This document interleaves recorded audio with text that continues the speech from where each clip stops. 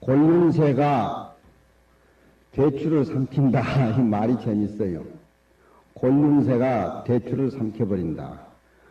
곤륜이란 새는 조그마한 새인데 대추를 먹으면은 대추 살만 꼴가서 먹는 것이 아니고 씨까지 통째로 삼켜버린다 그래요. 그래도 아무 표정이 없다 이 말이죠. 그러니까 불교를 다 배고 선방에 20년 30년 신도로서 절에 30년 자손 대대로 뭐 이래 절에 나가도 곤륜새가 대추 씨까지 통째로 삼켜버리면서 아무 무표정한 그런 식으로 불교를 믿어서는 안 된다 그런 얘기입니다. 여기에 금강경에는 야부 스님의 고일착의 소리가 그 자리는 금강이라고 해도 안 맞고 반야바람이라고도 안 맞고 굳이 이름을 붙여놓은 건데 그러면 그 자리를 무슨 이름으로 붙여야 되느냐? 이름을 붙여야 되느냐? 이름을 안 붙여야 되느냐? 금강경을 보면서 고일착해가지고 자기 색깔을 내놔봐라 그런 얘기입니다. 그냥 넘어가는 것이 없어요. 마대법왕이여 무단영무장이라. 마란 말은 크다, 수승하다, 많다 그런 뜻이고 대법왕이라고 하는 것은 저 앞에 이 원상이라고 하는 것은 선가에서 최초의 일구자고 또 부처님 장경 속에는 청정법계라고 얘기를 하고 또 유가에서는 음과 양이 벌어지기 이전 태극이라고 얘기하고 그 원상의 자체는 노자는 천하의 모라 그 원상 자체는 법계의 모든 세계를 원상으로부터 잡아내놨기 때문에 천하의 모라 그러고 또 석가가 세상에 나와서 독 깨치기 이전에 둥그런 하나의 원상이었다. 그것은 석가도 몰랐기 때문에 가섭에게도 전해줄 수 없는 도리다. 그 얘기입니다. 그래서 그 원상 자체가 마하대법왕이여 대법왕이라는 겁니다. 뭐 대통령이 되고 뭐 저기 무슨 기독교 무슨 법왕청 법왕이 되는 것이 아니고 여기에 이론상 자체가 마하대법왕이라 이겁니다. 이론상 자체가 마하대법왕이라니까 따로 대법왕이 있는 것 같이 그렇게 생각하지 마시고 바로 오늘 우리가 이 자리에 와서 금강경이 얘기하는 이 본래 한 물건 이것이 바로 마하대법왕입니다. 무단영무장이라 단이라고 하는 것은 긴장자의 반대말이니까 짧은 것도 없고 긴 것도 없다. 단과 장이라고 하는 것은 모양을 의미를 하는 겁니다. 그러니까 대법왕이라고 하니까 우리가 모양을 생각할런지 모르지만 이건 모양이 끊어진 자리입니다. 본래의 실상에는 참된 모습에는 모습이 없다. 아까도 우리가 신중단의 반야심경을 외웠습니다마는 무한입이 설신의 무색성양 미척법 무한계 내지 무의식계 무무명해가지고 무자가 나오는데 반야심경에는 없다는 얘기를 철저하게 없는 쪽으로 끌어간 것이 아니라 없는 가운데에 있는 모습을 들춰내고 있습니다. 향기는 똑같지만 봄에 피는 난초, 가을에 피는 국화, 계절은 다르지만 향기는 똑같다는 얘기입니다. 그러니까 똑같은 비어있는 상태에서 존재야말로 그것이 참 존재지 없는 상태에서 꽉 차 있는 상태에서 모습으로 나타난 존재는 허무하고 아무것도 없는 것입니다. 그러니까 무단영무장이란 말은 이치 자체는 모든 것이 끊어져 가지고서 모습이 없다는 그런 쪽입니다. 이 지자체는 모든 것이 끊어져서 모습이 없다라고 하니까 영 아무것도 없는 것 같이 그렇게 생각해서는 안 되는 겁니다. 마하대바방이여 단도 없고 또한 장도 없다. 본래 비조백이로되 본래의 조는 거물조자고 백은 흰 겁니다. 그 마하대법왕이라는 색깔은 검다든가 색깔 자체를 논하는 겁니다. 검다라든가 희다라든가 그런 모습이 없어. 그렇지만 수처현 청왕이로다. 곳을 따라서 천과 황의 색깔을 나타낸다.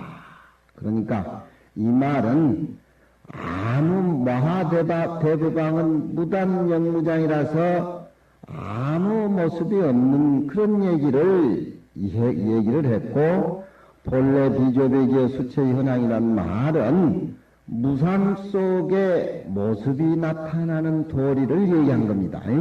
무상 속에 모습이 없는 가운데 모습이 나타나는 도리. 우리가 가만히 앉아가지고서 아까도 부자이자 자리를 깔고 정에 들어있는 상태에서는 철저하게 시간과 공간이 우리 마음 밖에 흐릅니다.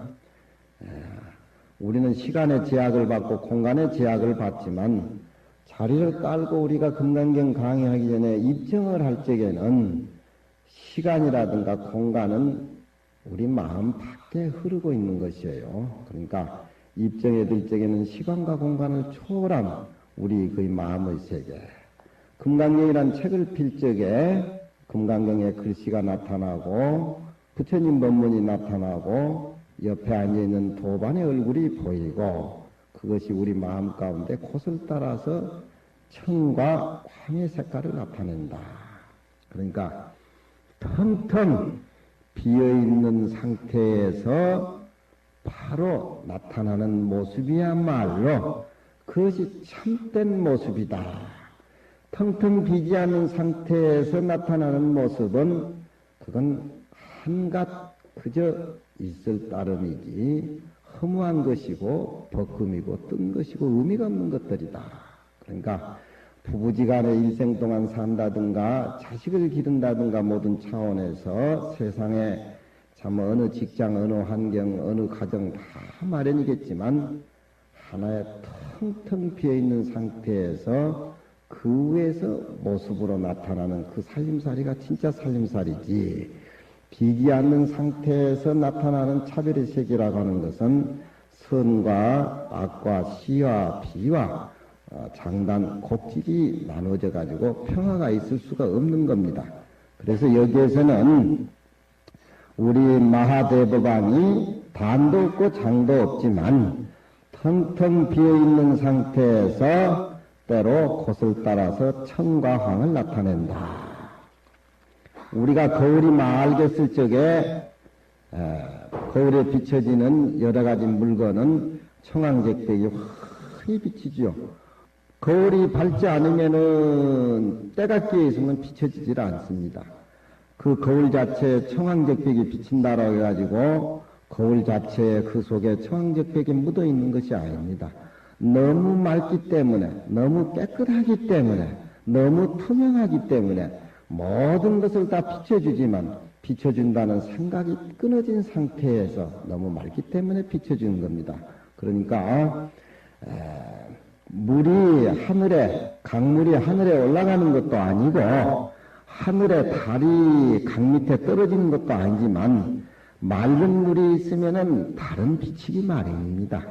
달이 비친다고 해가지고 내가 강에 비친다라고 해가지고 호들갑을 떨면서 내려와서 비치는 것도 아니고 또 강물 자체가 하늘에 올라가지고 올라가는 것도 아니지만 우리 마음 가운데 중생의 마음의 물이 깨끗하고 맑으면은 달이 둥그렇게 비치는 것과 마찬가지로 이 마하대법왕의 텅텅 비어있는 이 살림살이 속에는 비로소 검은 색깔, 흰 색깔, 파란 색깔, 노란 색깔이 흔적 없이, 구애 없이, 모습 없이 그렇게 서로 걸림없이 이루어지는 겁니다. 화발의 관조염이요 꽃이 피임에 아침에 요염함을 볼 수가 있고, 꽃도 피는 것도 봄이 오니까 꽃이 피지만 봄의 색깔을 우리가 볼 수가 없지요. 꽃이 피임에 아침에 요염함을 볼 수가 있고, 그 본분 자리를 떠나서 꽃이 피는 것이 아니고 그 당처에서 꽃이 피고, 또 임조의 충만상이라 임조의 수풀이 조라고 하는 것은 서리가 내린다는 겁니다. 가을에 서리가 내리면은 여름에 무성했던 나무 잎새들이 조락을 하지요. 그러니까 수풀이 조상이란 말은 서리를 맞고 멍이 들고 파랗게 청황적백으로 된 것을 조라 그러죠. 옥로주상 풍수림이라고, 옥로가 풍수림을 조상한다. 두보시에 그런 말이 나오죠. 수풀이 상처를 만남에 늦서리에 낙엽이 떨어진다. 이것은 그 불생불멸의 자리, 무단 무장의 자리에서 꽃이 피고 꽃이 떨어지고 그 당처를 여의지 않는다, 그런 얘기입니다. 우리 중생은 당처를 여의고 살기 때문에 항상 탐진치와 허덕이게 되고, 부처님은 당처를 여의지 않고 수용을 하고 자기 것을 만들기 때문에 모든 세계를 불국토로 장엄하는 것이지요. 그러니까 이런 개송들은 그냥 읊은 것이 아니고 우리 대법왕의 자리에서 꽃이 피고 대법왕의 자리에서 또 가을에 단풍이 물이 들어가지고 늦은 가을에 낙엽이 뚝뚝 물들어서 떨어지고, 모든 색깔들이 우리 마음에서 다 우러러 나왔다가 우리 마음속에 다시 돌아간다. 그런 생각 가지고 살면 세상에 있다 없다 후회 없이 바로 우리 본분대로 부처님같이 삶을 사는 겁니다. 요 아마 야부스님의 이 송이 해인사 가면은 큰법당 주련글씨로 아마 걸려 있을 겁니다. 마하대부방이여 쩌른 것도 없고 또한 긴 것도 없음이로다. 이거 우리 모습이에요. 본래 그 자리는 검고 희지 않지만서도 수처현 청황이로다. 곳을 따라서 청과항을 나타낸다. 청과항을 나타낸다는 말은 모습이 없는 상태에서 모습을 나타낸다, 그런 얘기입니다. 마하대법왕 무단영무장은 실상의 그 모습, 실상의 그 자리는 상이 끊어지고 모습이 없다, 그런 얘기요. 화발의 관조염이요 꽃이 피매 아침에 요염한 것을 볼 수가 있고, 다 우리 신통방광이에요. 옛날 스님들은 혼자 살다 보니까 이제 시자도 없고 뭐 갖다 주는 것도 없다 보니까 노장님들이 이제 가부좌를 틀고 열반에 들려고 하니까 몸뚱이는 말을 안 듣고 하니까 똥오짐을 싸고, 시자는 죽도 밥도 안 갖다 주고 뭐 주지나 조시나 대접 잘해주고 하니까 뒷방에 앉아 있다가 똥을 싸면은 신경질이 나니까 자기 똥을 벽에다 막 비벼대요. 비벼대다가 몸부림치다가 이제 죽게 되면은 2, 3일 기척이 없어서 뭐 누가 와서 문을 열으면 똥을 싸가지고 벽에다 뭐도 발라놓고 스님이 열반에 들었으면은 그 똥을 방광했다, 그렇게 얘기하죠. 좋은 쪽으로. 그러니까 복에 따라서는 다 다른 겁니다. 저쪽에 올 겨울에 비군이 나이 많은 비군이 스님이 돌아가셨는데, 비군이 스님 어머니가 돌아가셨는데 똥을 쌓아놨는데 그 왜 똥을 쌓느냐 그러니까 그게 고구마에서 방광하는 것이지 그게 어디 똥이냐. 그러니까 우리는 뱃속에 똥을 안고 똥을 안고 다니면서도 바깥에 나온 똥은 냄새가 숭악하다고 자기 똥도 그냥 도망을 가는데 뱃속에 안고 다니는 똥은 냄새가 안 나는가? 그건 우리 인식의 차원이에요. 예, 우리 인식의. 그러니까 눈앞에 나타나는 꽃이 핀다든가 그것은 우리 본래 모습에서 피어나는 꽃들이고, 가을에 단풍잎이 뚝뚝 떨어지는 것도 우리 모습의 정면 상태라 그런 얘기입니다. 이걸 멀리에서 찾을 것이 아니라 우리 마음 가운데서 항상 가까운 데서 찾아야 되겠죠. 진례는 하태겼고, 진례라고 하는 것은 빠르다는 쪽이고, 내는 우레 내자니까 이 세상에 우레보다 더 빠른 것이 없죠. 빠른 우레는 무엇 때문에 저렇게 격이라고 하는 것은 반짝거리다가 사라지는 거, 격이라고 하는 칠격자니까 가장 빠른 의미를 얘기한 겁니다. 우레가 가장 빠르다고 하지만 우리 본분 마음보다도 더 빠르지를 못해요. 예, 우리 본분 마음. 이건 지금도 뭐 퍼뜩하면 미국으로 어디로 그냥 중국으로 그냥 가만히 앉아서 그냥 63 빌딩으로 해가지고 번개보다야 제 보면은 그냥 이 우주를 다 싸고 있지 않습니까? 여기서 우리가 앉아서 금강 얘기를 듣고 있잖아. 우리 마음이란 그렇게 싱그럽고 불가사의한 거. 일본 말로 참 후식이나 아주. 빠른 우레는 무엇 때문에 태라고 하는 것은 가장 그런 놈이 부사격인 의미가 가장 그렇게 치고 저렇게 빠른 거. 또 신전도 빠른 신자는 왜 동사고 밑에 전자도 우레 전자죠. 번개 전자니까.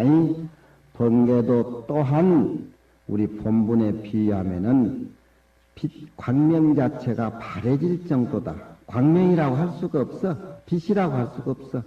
우리 본분 마하대법왕 그 차원에서 볼 적에 아무리 저렇게 번개를 치고 빠르다고 우레가 한들 우리 본분하고는 비할 수가 없어.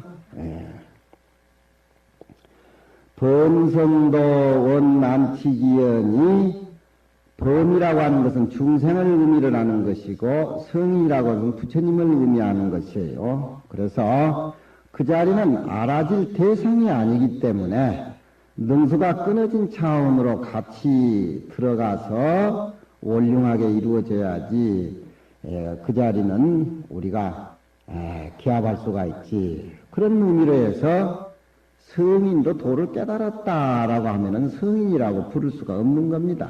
그 진리는 알아질 대상이 아니기 때문에. 범부와 성인도 원래 그 자리는 헤아릴 직자, 헤아리기가 어려워. 우리가 가장 빠른 것은 눈으로 확인할 수 있는 번개불인데 그 차원을 마하대법왕은 훨씬 비할 수 없이 지나갔다 이 말이야.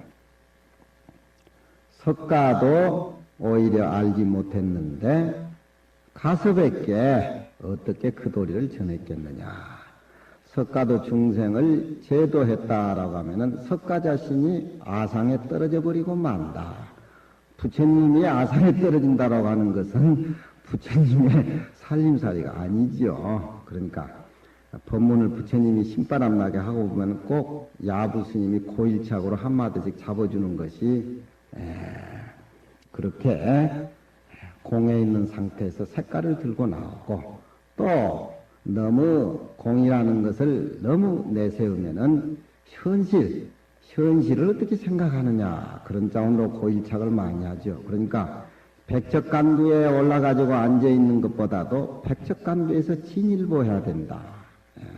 백척간두에 앉아있는 것은 진리세계가 너무너무 좋다고 해가지고 진리밖에 모르는 어떤 일변도고 진리 일변도에 다시 한 걸음 걸어서 인간 시장 바닥에 내려와서 중생하고 같이 생활을 해야 그것이 매화가 푹 익어서 색깔의 향기가 더 난다. 그래서 야부스님은 항상 고일착 그러죠. 용천이 기 탕량이리요. 여기 용이라고 하는 것은 꼭 꼭 무슨 용을 의미하는 것이 아니고 하나의 그 용이라는 건 높은 데에 살고 풍은 조화를 이루는 것이니까 하늘에 사는 천상인간 뭐 그쪽으로 생각해야 되겠습니다. 용이나 천이나 어찌 그렇다라고 해가지고 그 마하대법왕의 세계를 헤아리기나 하겠느냐.